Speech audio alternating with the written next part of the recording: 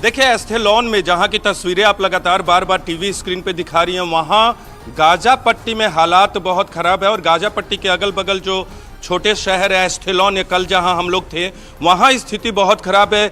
2-2 minute पे आपको siren की आवाज़ आएगी, मिसाइल छोड़े जा रहे हैं, दोनों तरफ से इजराइल जवाब दे रहा है। लेकिन अब तक जो आंकड़ों की अगर बात करें 900 इजराइल लोगों की मौत हो गई है, इसके अलावा 700 गाजा पैलेस्टीनियन की मौत हुई है, फ़िलिस्तीन के लोगों की, जिसमें हमास के लोग भी, लड़ाके भी शामिल है। तो युद्ध तो लगातार जारी है, मिसाइल से हमला किया जा रहा है। लेकिन इस बीच एक बड़ी खबर यह है कि इजराइल के पीएम नेतन्याहू ने यह ऐलान किया है कि गाजा स्ट्रिप पर कब्जा करेंगे, उसे सीज करेंगे, यानी पूर्ण तौर पर कब्जा होता है कि नहीं ये देखना होगा। लेकिन ये जरूर कहा गया है कि गाजा स्ट्रिप पे अपना दबदबा बनाएंगे। अब तक जो ब्लॉकेट था उसे सीज किया जाएगा। दूसरी तरफ हमास ने कहा है कि ये लड़ाई लंबी चलेगी और हो सकता है आने वाले दिनों में वो इन्फिल्ट्रेट करे एस्थेलॉन और जो दक्षिण पार्ट है। आपको बता दें एक बार, जो न्यूज़ 18 इंडिया के दर्शक इस वक्त हमें देख रहे हैं, हम लोग तेल अवीव में हैं। तेल अवीव से 50 किलोमीटर 60 किलोमीटर की दूरी पर एस्थेलॉन है। एस्थेलॉन वो शहर है जो कि नज़दीक है गाजा पट्टी के,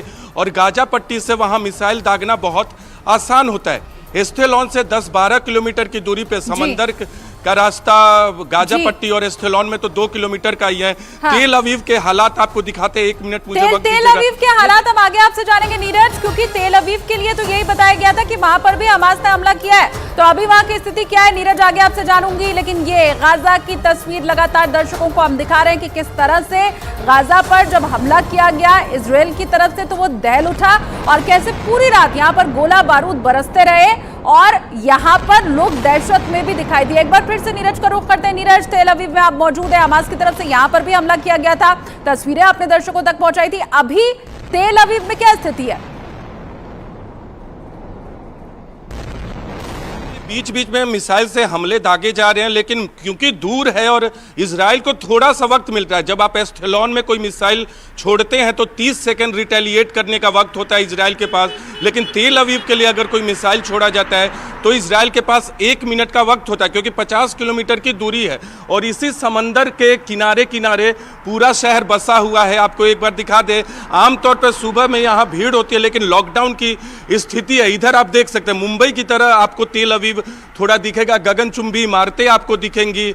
हालांकि ये शहर बिल्कुल चमकता हुआ है, लेकिन घोस्ट सिटी के तौर पे पूरा का पूरा इजराइल जो है इस वक्त तब्दील हो चुका है।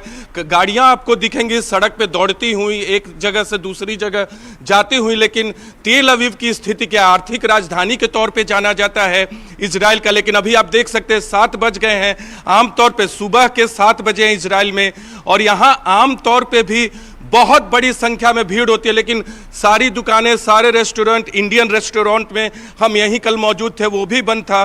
टेक होम की सुविधा बहुत जगह है सिर्फ, लेकिन इसी तरह के लॉकडाउन जैसे हालात थे उस तरह के हालात है। वीरान है, शांत है, घोस्ट सिटी के तौर पे तब्दील हो गया है और पूरे के पूरे इजराइल की यही स्थिति है।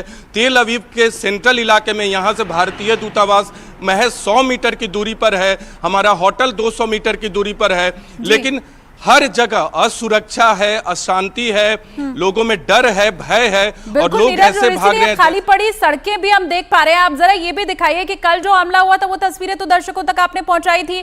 क्या ये सिर्फ हवाई हमला किया जा रहा है हमास की तरफ से, या फिर हमास के जो लड़ाके हैं वो भी तेल अवीव के अंदर प्रवेश कर चुके हैं और उनके चलते भी दहशत है क्या वहां पर? देखिए, तो हमास के लड़ाके को यहाँ तक आने में थोड़ी परेशानी होगी, क्योंकि बीच बीच में यहाँ से जब हम 60 किलोमीटर की दूरी पर गए तो बीच बीच में जो इजरायली आर्मी के जवान थे, इजरायली सेना के जवान थे, वो बीच बीच में होते थे मौजूद। वो बहुत लोगों को की चेकिंग करते थे।